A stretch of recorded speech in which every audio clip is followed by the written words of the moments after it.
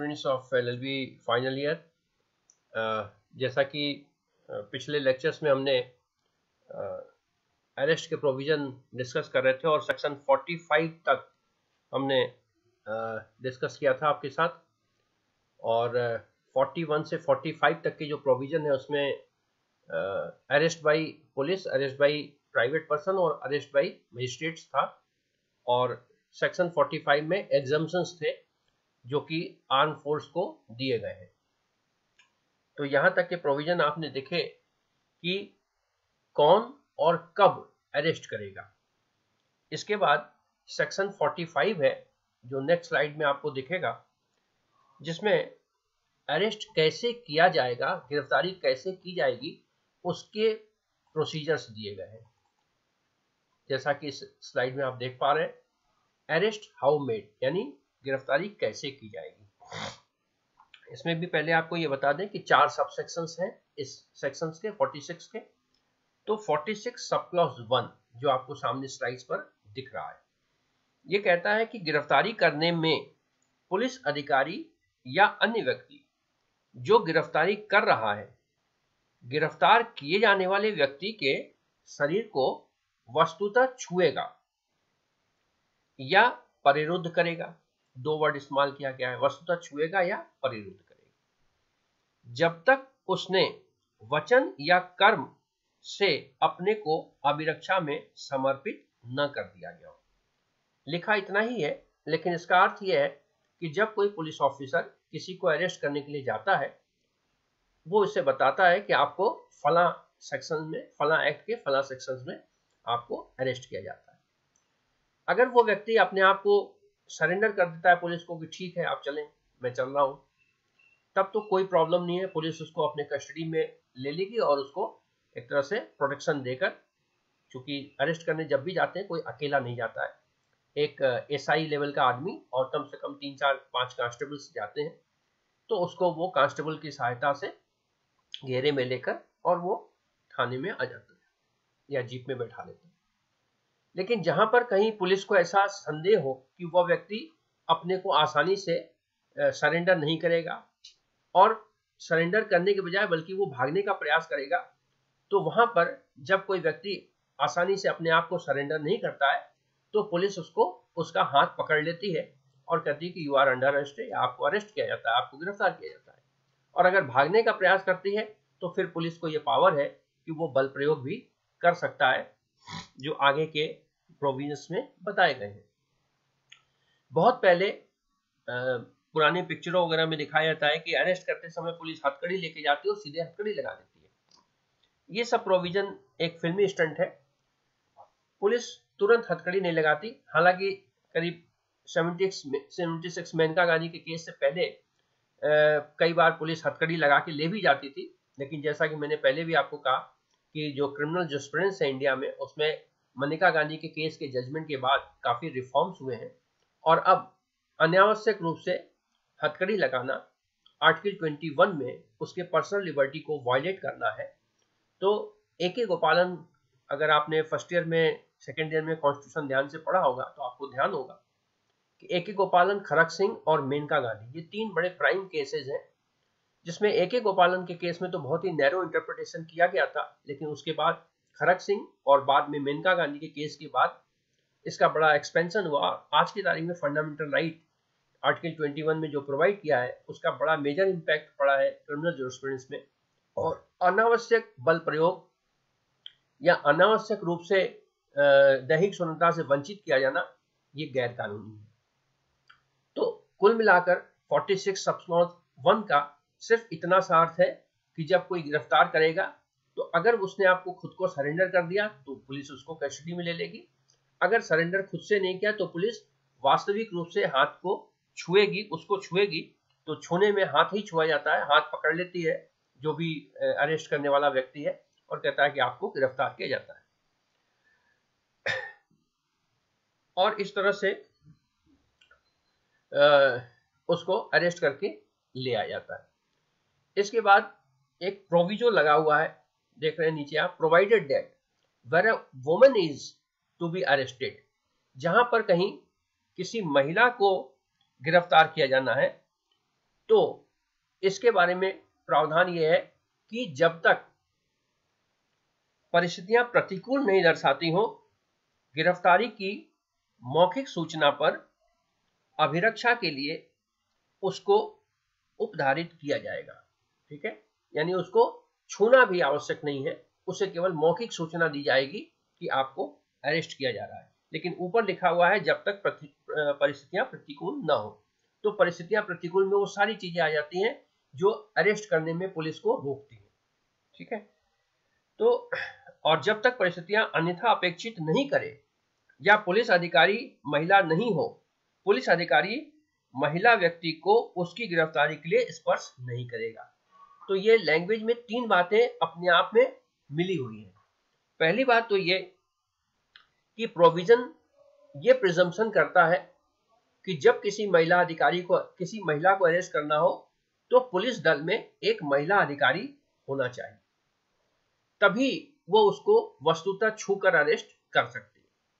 अगर ऐसा नहीं है, कोई महिला पुलिस अधिकारी, उस महिला पुलिस अधिकारी दल में कोई महिला नहीं है, तो उस कंडीशन में कोई भी पुरुष पुलिस का सदस्य उस महिला को वस्तुतः छुएगा नहीं, केवल मौखिक सूचना देगी। लेकिन दोनों जगह, इस पूरे पैराग्राफ में 2 जगह लिखा हुआ है, एक जगह परिस्थितियां प्रतिकूल नहीं हो और दूसरी जगह लिखा हुआ है अन्यथा अपेक्षित न हो। इसका अर्थ क्या है? इसका अर्थ यह है कि अगर सिंपल वे में जिस महिला को अरेस्ट किया जा रहा है वो महिला अपने को पुरुष पुलिस दल के समक्ष सरेंडर कर देती है, तो पुलिस दल उसको बड़े सम्मान से अरेस्ट करके ले आएगा। लेकिन अगर वो आनाकानी करती है तो ऐसे कंडीशन में फिर पुलिस दल मजबूर होगा कि उस पर बल प्रयोग किया जाए और ऐसी स्थिति में उसको छू भी सकता है। लेकिन इसमें भी न्यायालय का जजमेंट है। किसी जमाने में महिला कांस्टेबल की संख्या बहुत कम होती थी, तो अब यह अनिवार्य कर दिया गया है कि अगर किसी महिला को अरेस्ट किया जाना है तो उस गिरफ्तार करने वाले पुलिस दल के साथ एक महिला सदस्य का होना बहुत ही आवश्यक है। और अगर ऐसा कुछ नहीं है तो वो सहायक जो आसपास के लोग हैं उनमें किसी महिला से वो सहायता भी प्राप्त कर सकती है। तो कुल मिलाकर अर्थ ये है 46 sub clause 1 read with proviso कि जब भी किसी व्यक्ति को अरेस्ट किया जाना है, अगर वो पुरुष है तो उसको सरेंडर अगर स्वयं से कर देता है तो ठीक है, नहीं तो उसको वस्तुतः छूकर गिरफ्तार किया जाएगा। अगर वो महिला है वो भी स्वयं से सरेंडर कर देती है तो ठीक, और नहीं तो उसको छूकर अरेस्ट किया जाएगा। लेकिन छूने के कंडीशन में प्रथमतः अगर कोई पुलिस दल में महिला है तो वही छुएगी, अगर कोई पुरुष है तो जहां तक संभव है वो उसे वस्तुतः नहीं छुएगा। अन्यथा जब तक परिस्थितियां विपरीत न हो या प्रतिकूल न हो या अन्यथा अपेक्षित न हो। अन्यथा अपेक्षित और परिस्थितियां प्रतिकूल, इसको डिफाइन नहीं किया गया है, लेकिन ये सर्कमस्टांसेस पर डिपेंड करता है। Second sub clause 46 sub clause 2 ये क्या कहता है? इफ सच पर्सन, यदि ऐसा व्यक्ति अपने गिरफ्तार किए जाने के प्रयास का बलपूर्वक प्रतिरोध करता है या गिरफ्तारी से बचने का प्रयत्न करता है, तो ऐसा पुलिस अधिकारी या अन्य व्यक्ति गिरफ्तार करने के लिए आवश्यक सब साधनों का उपयोग कर सकता है। ठीक है, आवश्यक सब साधन का मतलब क्या है? सब साधन का मतलब यह है कि उसको गिरफ्तार करने के लिए जो भी आवश्यक कदम हो वो पुलिस उठाएगी या गिरफ्तार करने वाले व्यक्ति उठाएंगे। यानी अगर बल प्रयोग किया जाना है तो बल प्रयोग करेंगे, अगर वो कहीं छुप गया है तो उसके लिए अगर दरवाजा खिड़की तोड़ना है तो वो भी करेंगे, अगर वास्तव में अंतिम अस्त्र के तौर पर गोली चलाने की आवश्यकता है तो वो भी करेंगे। ठीक है, तो ये डिपेंड करता है कि परिस्थितियां कैसी हैं और उस परिस्थिति में कितने बल की आवश्यकता थी। लेकिन ये जरूरी है कि न्यूनतम बल का ही प्रयोग किया जाएगा। ऐसा नहीं है कि कोई व्यक्ति अरेस्ट करने में आनाकानी कर रहा है तो सीधे गोली निकाल के उसको मार दीजिए या उसको जबरदस्ती गोली उसके पैर में या कुल्हे में डाल दीजिए कि वो अब चलेगा। ऐसा नहीं किया सकता।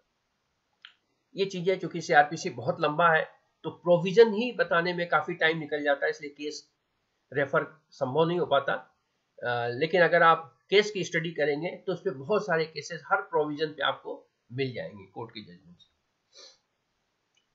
तीसरा 46 सब क्लॉज 3 ये क्या कहता है कि इस धारा की कोई भी बात ऐसे व्यक्ति की जिस पर मृत्यु या आजीवन कारावास यानी संज्ञेय अपराध से दंडनीय अपराध का अभियोग नहीं है, मृत्यु कारित करने का अपराध अधिकार नहीं देती।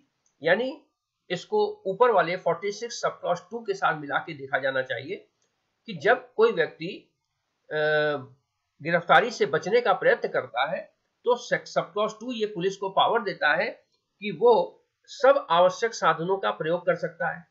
तो आवश्यक साधनों के प्रयोग में गोली चलाने तक का अधिकार है, लेकिन गोली चलाने में इस बात का ध्यान रखा जाएगा कि किसी भी स्थिति में उसकी मृत्यु कारित नहीं हो अगर वो संज्ञेय अपराध का दोषी नहीं है तो। ठीक है, यानी मामूली अपराध किया है, 3 साल से कम वाली सजा का है, तो ऐसी स्थिति में उसको रस्सी से बांधकर थोड़ा सा बल प्रयोग करके धमका कर लाया जा सकता है, और बहुत ही आवश्यक हो तो गोली चलाया जा सकता है। लेकिन गोली चलाने के भी कुछ नियम है कि पहली गोली उसके घुटनों से नीचे ही मारी जा सकती है।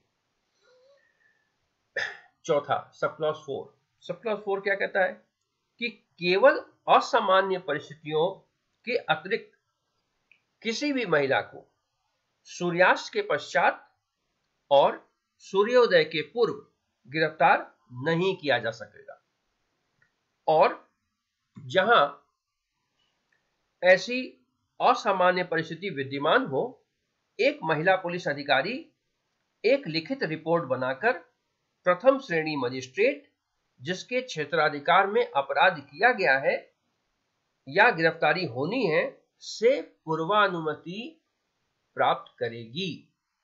ठीक है, यानी सब क्लॉज 4 में अंधेरे में किसी भी महिला को गिरफ्तार किया जाना, अंधेरा का मतलब क्या है, सूर्योदय, सूर्यास्त से पश्चात और सूर्योदय से पूर्व, ये अंधेरा का समय होता है। ऐसे समय में किसी भी महिला को गिरफ्तार करने का क्लियर कट प्रोविजन बना हुआ है कि नहीं किया जा सकता, लेकिन साथ में कंडीशन भी लगा हुआ है कि जब तक अति आवश्यक नहीं हो। लेकिन अगर अति आवश्यक है तो उस कंडीशन में क्या होगा, उस कंडीशन में एक प्रोविजन फॉलो करना होगा, और प्रोविजन क्या है कि उस पुलिस दल का में एक महिला सदस्य होगी, या अगर नहीं भी है महिला सदस्य तो कोई महिला सदस्य जो कंसर्निंग मजिस्ट्रेट है उस एरिया का प्रथम श्रेणी मजिस्ट्रेट उससे लिखित में परमिशन लेगी कि आवश्यक है गिरफ्तार किया जाना, इसलिए इसे रात में ही गिरफ्तार किया जाएगा या सुबह होने से पहले ही गिरफ्तार किया जाएगा, तभी वो गिरफ्तार की जा सकती है, अदरवाइज नहीं की जा सकती। तो अगर आप देखें तो 46 सब क्लॉज 1 का प्रोविजो और सब क्लॉज 4 दोनों मिला के अगर आप पढ़ते हैं तो एक महिला की गिरफ्तारी के लिए स्पेशल प्रोविजन बनाए गए हैं, और ये उसकी मान सम्मान और सुरक्षा के लिए ये प्रोविजंस हैं। लेकिन कई बार ऐसा होता है कि जब अरेस्ट करने जा रहे हैं किसी व्यक्ति को, तो एक तो वो अपनी गिरफ्तारी से बच रहा है, साथ में वो कहीं छुप गया है, ठीक है, और सामान्य तौर पर वो सार्वजनिक स्थल नहीं है, निजी स्थल है। तो ऐसे कंडीशन में उसको कैसे अरेस्ट किया जाएगा, इसकी प्रक्रिया सेक्शन 47 में दी गई है। जैसा कि हेडिंग से आप देख रहे हैं कि search of place entered by person should to be arrested, यानी उस स्थान की तलाशी जिसमें ऐसा व्यक्ति प्रविष्ट हो गया है जिसकी गिरफ्तारी की जानी है। तो जिसकी गिरफ्तारी की जानी है वो किसी जगह छुप गया है, तो नेचुरली पुलिस को अरेस्ट वारंट चाहिए ताकि उस जगह की तलाशी ले सके। तो ऐसे में सब क्लॉज सेक्शन 47 जो है वो प्रोविजन करता है, उसमें 2 सब क्लॉज है, और 3 सब क्लॉज है और एक प्रोविजो है। तो इसका सब क्लॉज 1 ये कहता है कि यदि गिरफ्तारी के वारंट के अधीन कार्य करने वाले किसी व्यक्ति को या गिरफ्तारी के लिए प्राधिकृत किसी पुलिस अधिकारी को यह विश्वास करने का कारण है कि वह व्यक्ति जिसे गिरफ्तार किया जाना है किसी स्थान में प्रविष्ट हो गया है या उसके अंदर है, या ऐसे स्थान में निवास करने वाला उस स्थान का भार साधक कोई भी व्यक्ति पूर्ण रूप से कार्य करने वाले व्यक्ति द्वारा या ऐसे पुलिस अधिकारी द्वारा मांग की जाने पर उसमें उसे प्रवेश करने देगा और उसके अंदर तलाशी लेने के लिए सब उचित सुविधाएं देगा।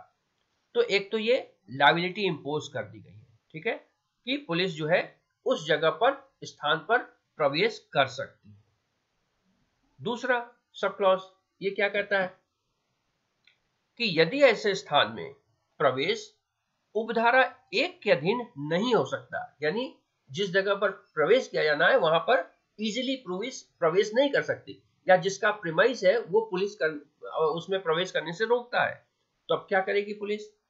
तो ऐसी स्थिति में उस व्यक्ति के लिए जो वारंट के अधीन कार्य कर रहा है और किसी ऐसे मामले में जिसमें वारंट निकाला जा सकता है किंतु गिरफ्तार किए जाने वाले व्यक्ति को भाग जाने का अवसर दिए बिना प्राप्त नहीं किया जा सकता, पुलिस अधिकारी के लिए यह विधिपूर्ण होगा कि वह ऐसे स्थान में प्रवेश करे तथा वहां तलाशी ले और ऐसे स्थान में प्रवेश कर पाने के लिए किसी गृह या स्थान के, चाहे वह उस व्यक्ति का हो जिसे गिरफ्तार किया जाना है या किसी अन्य व्यक्ति का हो, किसी बाहरी या भीतरी द्वार या खिड़की को तोड़कर खोल ले।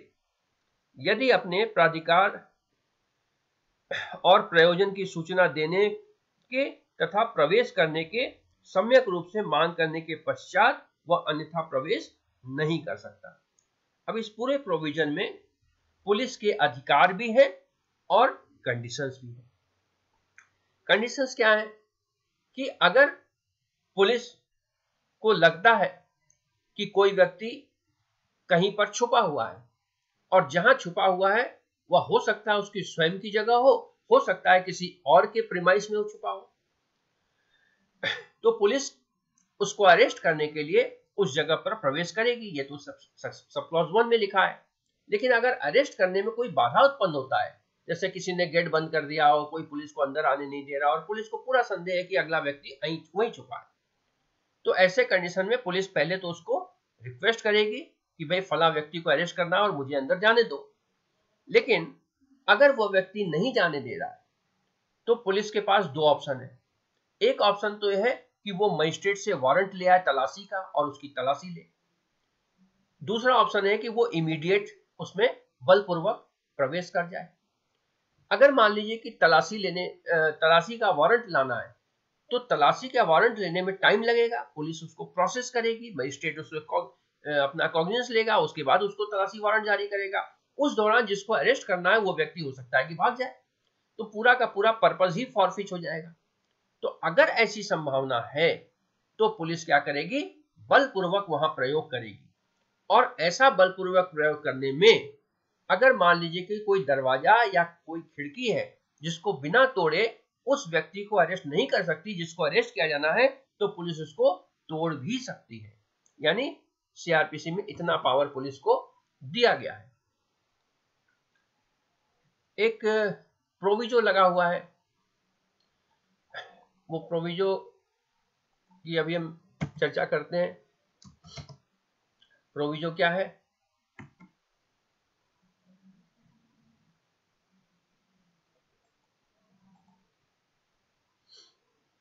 ये प्रोविजन हम पढ़ चुके हैं।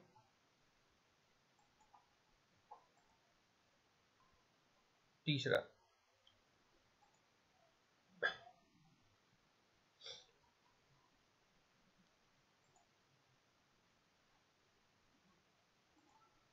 तो यहां से प्रोविजन स्टार्ट होता है, प्रोवाइडेड, एक परंतु लगा हुआ है, प्रोविजन स्टार्ट होता है।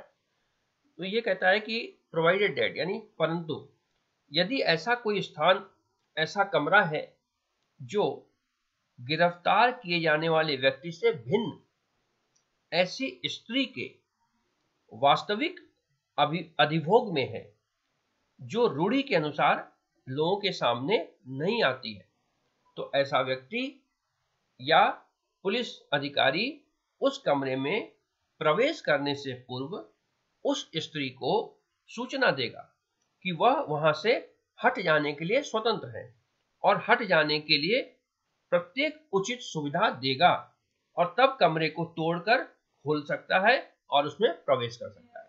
यानी ऊपर वाले सब क्लॉज में लिखा था कि कोई व्यक्ति कहीं छुप गया हो और उस जगह को ढूंढने के लिए मान लीजिए किसी कमरे में छुपा है, दरवाजा बंद है अंदर से, पुलिस को दरवाजा तोड़ना है या खिड़की तोड़ना है और ये पता लगता है कि अंदर साहब कोई महिला भी है और वो महिला प्रथा के अनुसार किसी के सामने नहीं आती। जैसे गांव में प्रथाएं होती हैं कि भाई महिलाएं पुरुष के सामने नहीं आती, आती हैं तो सर ढक के आती है, चेहरा ढक के आती है। अगर ऐसी कोई सिचुएशन है तो वो पहले तो उस महिला को चेतावनी देगा कि आप निकल जाओ और अगर वो निकलने का प्रयास करती है तो उसको एक सुरक्षित लेन देगा कि वो निकल जाए वहां से। लेकिन इस तरह के चेतावनी के बावजूद अगर वो नहीं निकलती तो फिर पुलिस अपना एक्शन करेगी। ठीक है।